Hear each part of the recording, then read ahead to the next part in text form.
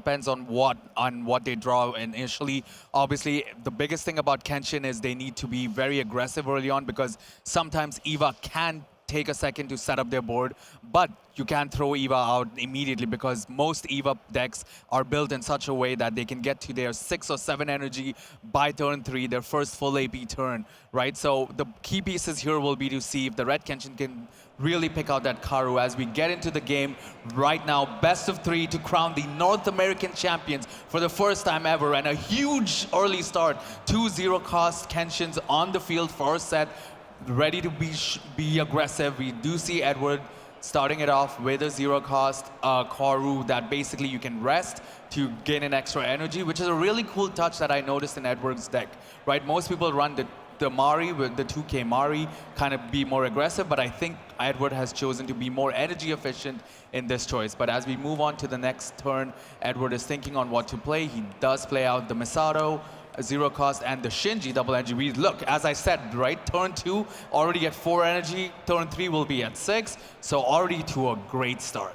Yeah, the Karu really being able to give you that kind of double energy cheat for a turn is really helpful for making sure that you're getting your 7s online. Because again, we really don't want to have to deal with Kenshin pushing things back, and we're we were talking about the energy disruption yesterday being such an impactful thing, and Kenshin can definitely get there against the decks that have the double energy in the back. So it looks like Seth is actually just going to do a double promotion here, realizing that he wants to be more aggressive. Looks like his hand is a lot lower in the cost. So we are just going to see 2 very quick attacks coming over from Seth's side with the Kenshin. So just the Shinji there with no trigger off the first one. The second one is the Karu again, so no trigger help for Edward's side of the board. But again, Seth really saying, hey, we are getting aggressive. We have a low-cost hand. We just have the 1 raid, it looks like, in his hand. So just going to try to take the early damage route, which was really key in the Bambi matchup yesterday of getting those early points of damage to be able to put themselves in a winning position. So we're going to see how Edward plays out his turn, and how fast can we get online for the removal? That's the real question. Yeah, and honestly, I don't think Seth could have done anything better that turn, just because optimally you want to see at least the 2-cost Karu at this stage so that you can set up your energy board. But because he didn't have that, he was like, let's move on to the rush. I see Edward has an empty board, let's go through. But now we see Edward playing out the turn, pushes the 500 BP Misato up, plays the 1-cost Misato in the back, uses an AP extender, a final, this early in the turn, but we already see he's at 1, 2, 3, 4 energy. So can we see a wonder trade? Yes, a wonder trade. Again, to remind everyone, force block, and when it gets sidelined, you can search the top 5 cards, five cards of your deck to pick out 2 cards that are 5 cost or more, which also lets you pick up the event card and plays the Nullify Impact, which is very smart for Edward, right? Because Edward knows that if Kenshin swings, I block, I just move this double energy backward and I'm set up. Yeah, that's a very key, very nice heads-up play here by Edward in key play, knowing that Kenshin just has to push things back to the energy line. So it's just a free block, really, from Edward's side in this case. And this is kind of the give and take of Union Arena, is that yes, you can take those early promotions and making sure that you're being as aggressive as possible, but with only the 2 energy on Seth's side of the board here, it can be a little bit slower to ramp up. So we're going to see how he extends out his turn. Of course, we do have just enough to go into double energy plus a raid if he wants to, but we'll see what he's going to do with his last action point here shortly. Yeah, he does play out the 2-cost double energy that basically 3-cost double energy that basically gives another character 1k or takes a 1 cost from your sideline. So he does bump and he does go into the raid, a beautiful rare battle card, Kenshin. Raids and a special on the Nullify Impact. And remember, the key thing about special is basically it bottom decks the card. So if he would have used his special on the Wonder effect wouldn't have gone through. Yep. But we do see the first swing coming in and Misato is blocked.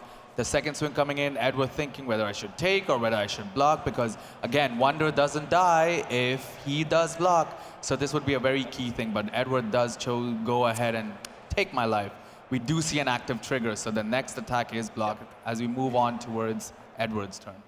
Yeah, really great. And of course, this Wonder is still going to be a 4K body that's going to be able to attack through and hopefully pressure some life.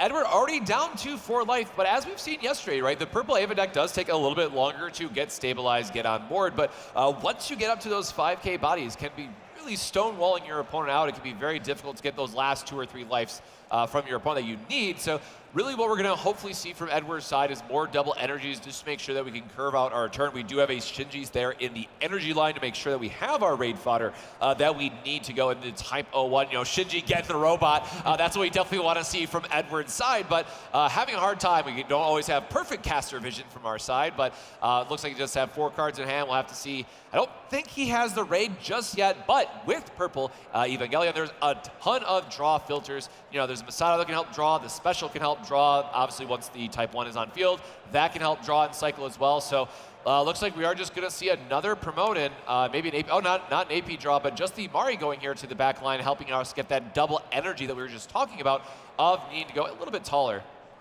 Oh, and a spear special coming out, just giving the draw trigger. Cause as you mentioned, right, there's a lot of filtering, right? So Edward trying to filter, trying to find those pieces. The Mari in the back puts him at 5 energy now, potentially 6 if he cracks the Kuaru in the back. The Mari is also really cool because it can give one of the characters, if you don't block, I get to draw a card. So Edward also trying to fill his hand. Seth's hand is, as I noticed, only 1 card, and Edward knows this because we just saw him ask how many cards, right? So Edward knows that I am at a card advantage right now. If I do pressure, if I do set up my board right now, I will be more consistent in this game and maybe can ride it out for the win. Even though I'm at 4 life, that doesn't bother me. I'm going to fill up my board, I'm going to get ready, and does play the Shinji draw 1 trash in the front line, potentially Kenshin swings, block it, move it back. But now we go into the activate main of the Mari to swing 4K. He does take the extra draw because Seth doesn't block. Seth takes the first life, and it is an active trigger. So we do have to pass the turn on to Seth. Yeah, really interesting play there by Edward, actually noticing that he did discard a 7-cost raid there. So looks like he has 1 more Mari in his hand, but you know, losing kind of one of his big boss monsters. But as Div mentioned, right, with you only having 1 card in hand from Seth's side and not having the Karu on his side, the draw trigger, right, you kind of struggle to build the hand that you ultimately want with Kenshin because it does have some discarding effects required. So it does you know, need a little bit of help in its energy line to really get there. So we are going to see just some attacks here coming across from Seth's side for the getting to activate the double attack and see where he's going to go from there. So again, pushing the Masato to the back kind of as we expected. Looks like we're going to do a push and replace with the Shinji. Again, beautiful card. We need to make sure that our raid fodder is in our energy line. Of course, the Masato gets to the removal area, which this version of Evangelion doesn't really interact with. Other decks do, but now getting up to 7 energy. So if we have another raid, this is going to be a potentially huge turn for Edward if he's able to find that type 1 spear to go into. He does AP draw, and now I think he does crack the Kuaru. And there it is! We are finally getting it online. The 5K BP, the boss monster that is the Type 1 Spear of Gaius, Evangelion. Let's go! Super excited now. Now the decision is he does get to draw an extra card. Now what is he gonna play? This card does come in active, so does he decide to fill up his energy, or does he go for a more aggressive mode and plays the card in front? So that's the main decision, but Edward is really thinking here, what could be the potential? Do I place a card in the front, potentially use it for blocking to fill up my energy line? And he kind of does that because it is the double energy Mari, right? He does activate main, uses the activate main of the spear to kill it, to draw another card, to possibly play it, and as you mentioned, cause. Even better, right? We just get to go up to the Shinji that we want, which is also going to have a BP increase. And he has the Spear of Gaius to remove the Kenshin, get another draw filter here, and just put an amazing amount of pressure back into the red Kenshin player's life total. So again, huge, huge impact that you're seeing there. Just getting to play the free body off of the Type 01 is so important that actually a lot of other green style of decks in Union Arena have been reliant on because it allows you to just refill as you need. But we go into a raid immediately from the Kenshin, the first life that we're getting out of here, and getting the extra removal opportunity. Yeah, and as I mentioned, this is one of the most devastating cards to be hit out of life, right? Because it does immediately push back the card, and we do see the Kuaru draw card.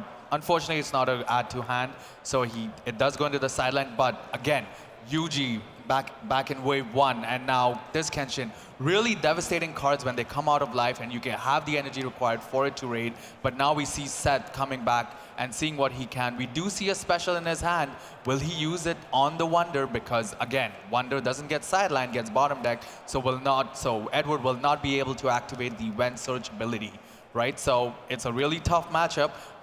Mind you, Edward was on 4 life for a long time, but now it's 4-4. Again, nail biter of a competition. Again, this is game 1 of a best of 3. We do see the Kawaru come on the field. He does not choose to activate the effect to throw away a card to make her active this turn. But this is a very critical point in the game. So every card draw, every situation, every played card matters. So he does go for a Kenshin just in the front to block it, goes for the first swing.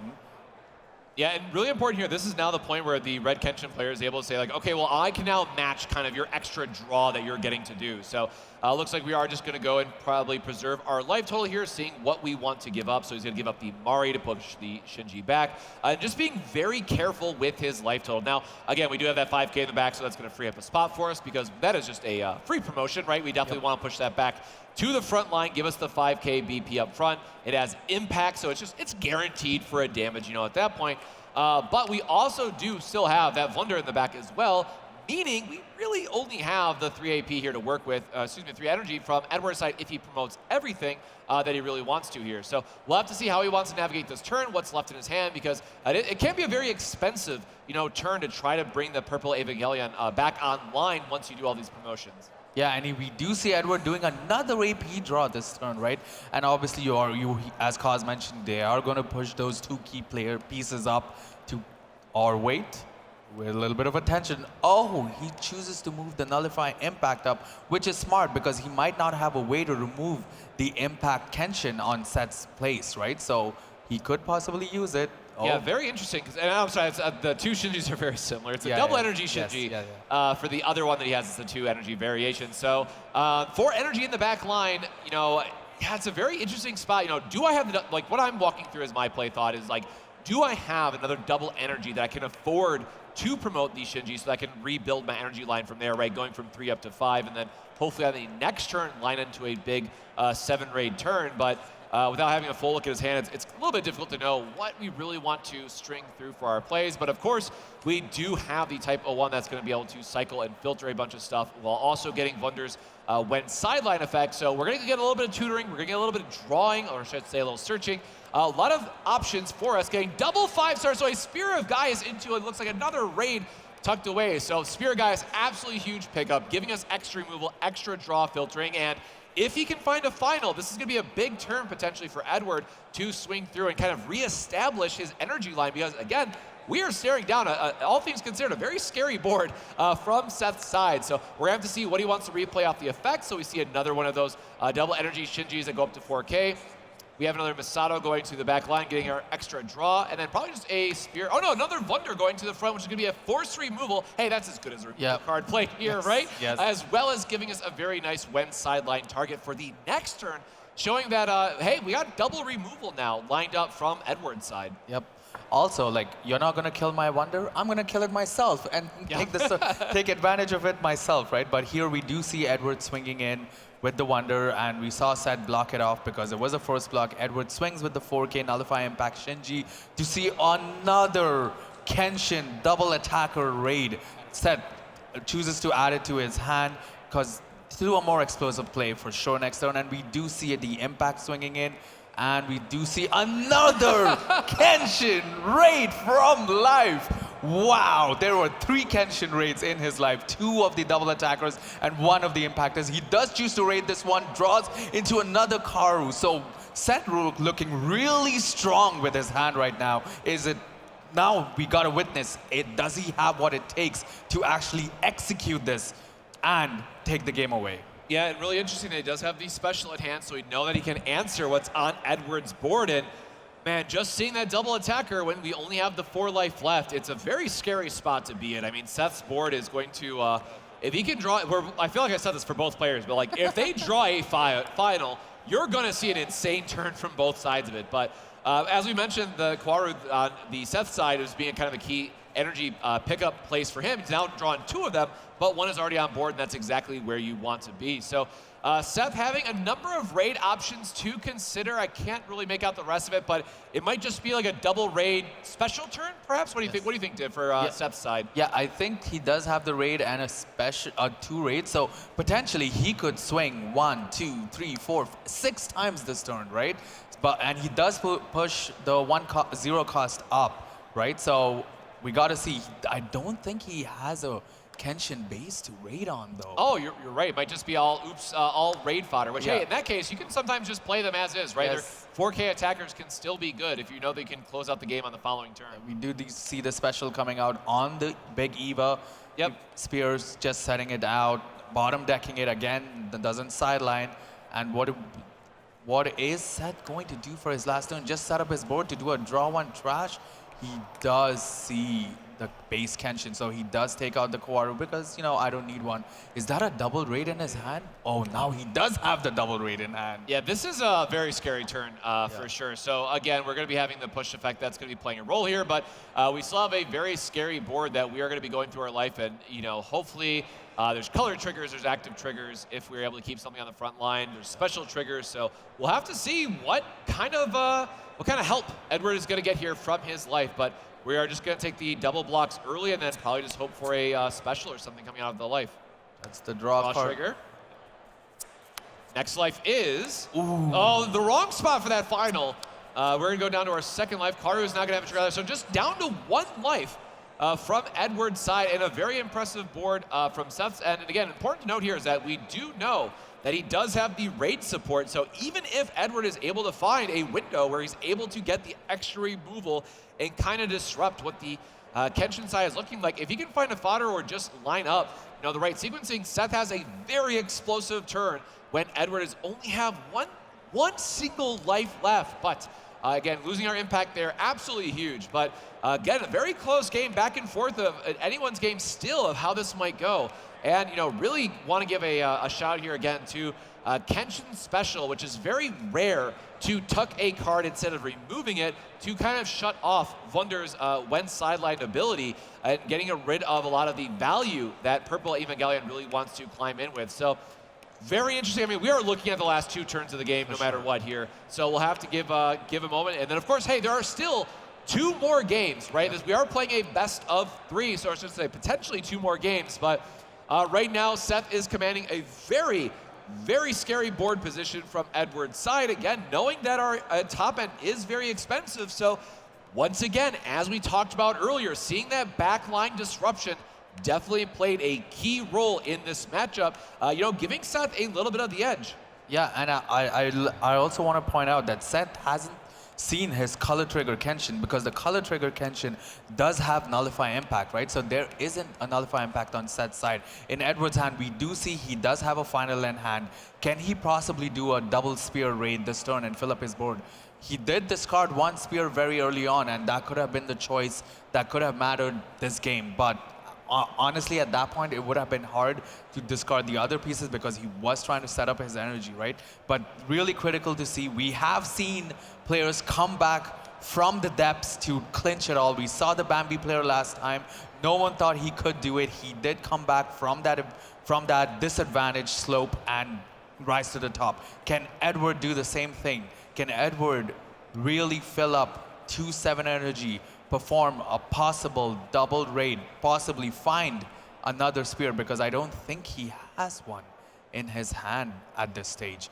Meanwhile, Seth is really thinking, because Seth does have 2 cards. One of them is the Impactor. So Edward staying at 1 life, he does need to end the game because Seth does have the Impactor. And Edward knows that Seth has the Impactor because it was added to hand from his life. And we do see a push of the Nullify Impact on top to the front line. We do see him setting up his energy. And folks, this is the turns that take a lot of time because it involves a lot of sequencing. It involves a lot of critical plays. One wrong move and can really disrupt the board. So we do see the final come out, extending that turn. We have 3 AP to work with. What can we do at this stage? Yeah, and playing the Shinji in the back there, that provides another energy if he's active. So unfortunately, a turn slow from what we want to do, but we are able to still find our 7-drop going into, again, all those wonderful plays we talked about earlier, get to play an extra body. It is a 5K huge blocker when we really need it to. It's going to have impact. And it looks like we are just going to be playing a Shinji for the cycling, so draw 1 and discard 1. We'll see what he's going to do for his last action point. Of course, we could still use the Wunder for the Wen sideline if we really want to look at the top 5 option here. We are going to, oh, okay, there's a sacrifice, as we mentioned, just for another draw and cycling. So if he just kind of knew he wanted to get rid of that other body, and we are going to go into the Asuka action, which is another draw card. So really here you see the combo coming together of all the extra draw, trying to find potentially a extra final to extend out the turn, hopefully find a special, and really just line up all these 4K attackers beautifully when Seth is only at 2 life. So it looks like we are going to find the spear here to draw a card and get a removal. So now pressuring to say, hey, we have a impact body. You have 3 blockers. We have 3 other attackers. You have to respect them. You have to respect our last attack being an impact. So Seth is going to just either gamble on that first life or just kind of clear out his board, and we'll see how he wants to block out this attack. He does. I think it's going to be a full blockout, or is Seth going to gamble for an active trigger potentially, or a special? Nope, he's thinking really hard. Honestly, I don't blame him. It's a very rough spot to be in. It's a very rough spot. Do I gamble, or do I lose my friend board and potentially can come back next turn, because he does not have a Kenshin base to raid on in his hand right now, right? Yeah, so I think you really got to gamble on that first life early on to make sure you still have the 3 attackers. You have the double attack that you want to try to set up for the next turn, but again, very close game. Getting the extra draw there from Edward's side, still being able to pressure with 4K attacks, right? As we talked about before the game started, 4K attackers are kind of like the threshold of the format and why they're so good, that especially when you have a 5K on your side of the field, you say, hey, this is now my guaranteed blocker. My homeboy is holding it down. Shinji got in the robot and is able to get up to that 5K BP threshold, which is so good. But, you know, Seth just kind of counting what's in his sideline, trying to understand, okay, does take the what gamble. Combination do we have? So here it is. Oh, and it's a special from the life. Oh my God, he's going to remove the 5K. And that, oh my God, if he would have gambled earlier, I mean, that would have locked it down. That would have completely closed the game for him if Seth just would have taken that first and then close out every other attack. Wow, what a big, big opportunity here for Seth. We do see a Kenshin base. Oh, he's speeding. He knows that he's good. You got the removal. You got the double attack. That's it. That's. Oh, it's the final! Oh my God, the final from the EVA side.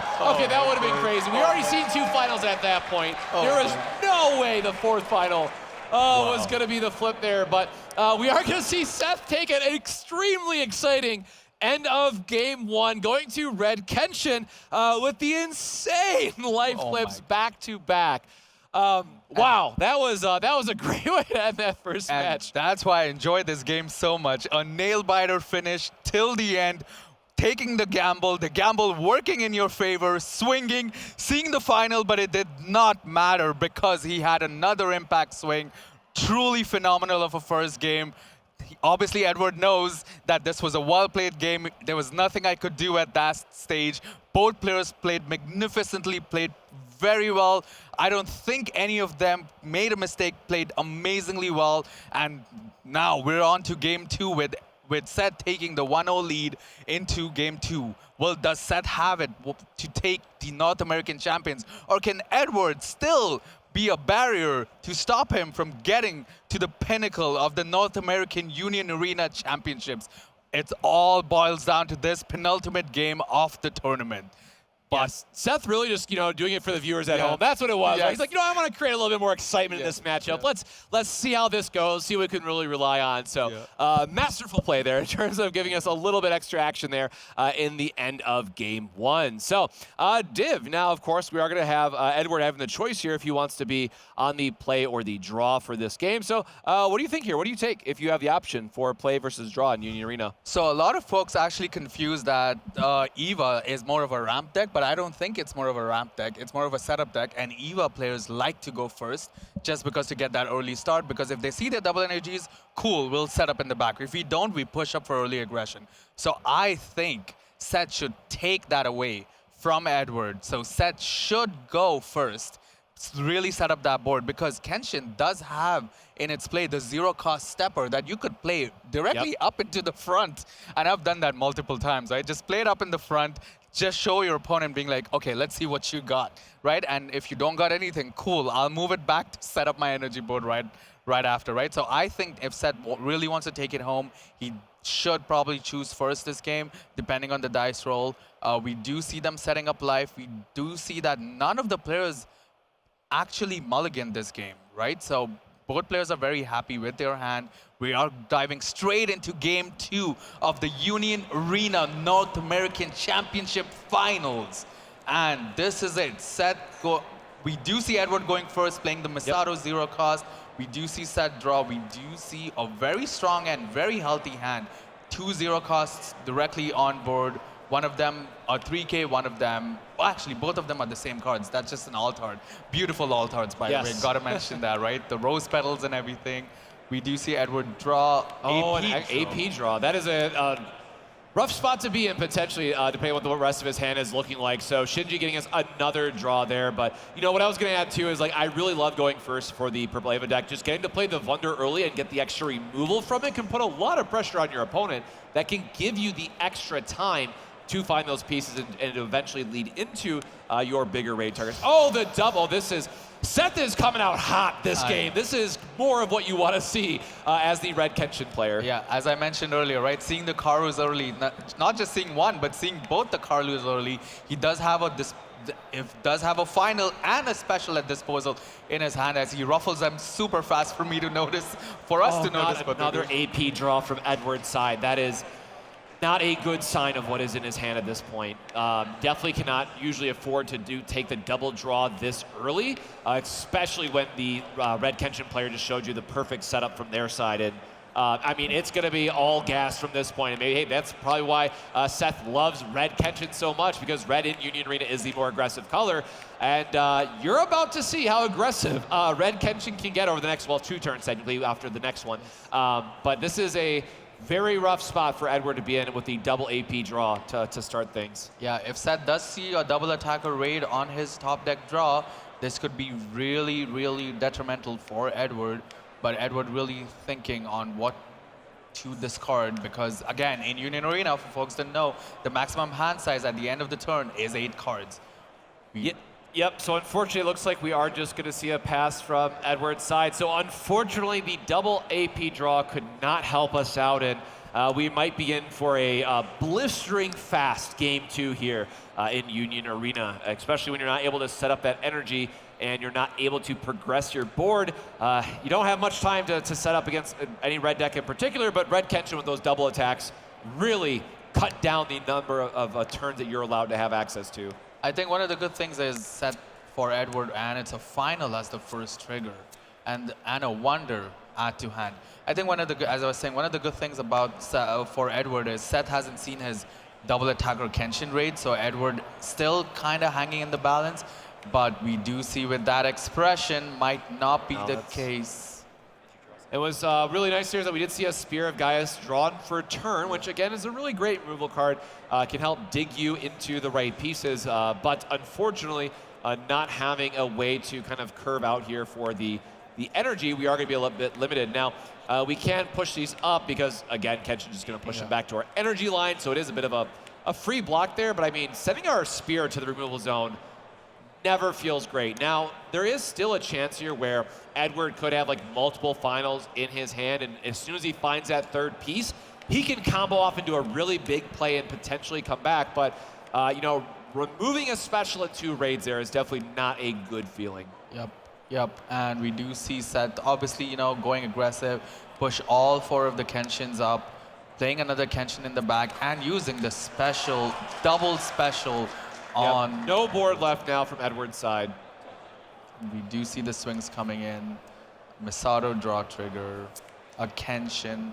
Spear, okay. Hey, we got a special. Yeah, we got a special. We can remove something, all right. We got a little bit of help from our life here, but still none of the extra like draw or get triggers. But again, looking at a blank board here from Edward's side, you know, we're only gonna be able to play a couple zeros, potentially to the front line to act as some blockers. But of course, we do see another special in Seth's hand, and just truly having everything he wants for this game to kind of quickly close it out before Ed can find the pieces. So we're gonna have Hikaru go to the front line as a good blocker. Scanning through his hand here, looks like he has like multiple finals there too, and multiple Masatos, but I don't believe we have another card here that can be played to even give us a blocking opportunity. So the red Kenshin player really just having all the pieces that he wants here. And of course with Edward's stumble, being able to capitalize on that with being a very aggressive start and finding those specials, which again prevents them from the cards on Edward's side going back to the energy line to hopefully give him another turn. But unfortunately, the red Kenshin is going to most counts close out this game on this next turn. Yeah, we do see him push the Kenshin up. We do see him special again, and Edward's board is now empty. We're gonna do the top 3 Surge with the 1-cost Kenshin. Obviously, put all of it into the bottom, because there's nothing he really needs at this stage, right? He does use the protection. Much respect here to Seth, Yes. just going through his turn, still making the optimal plays. And that is going to do it for Seth, your 2-0 North American champion with red Kenshin. The boogeyman, even Gallion's been defeated by, well, the previous boogeyman, right? And red Kenshin, after having a dominating place in the season, is going to take it all here at the finals. Congratulations to Seth for winning it with red Kenshin.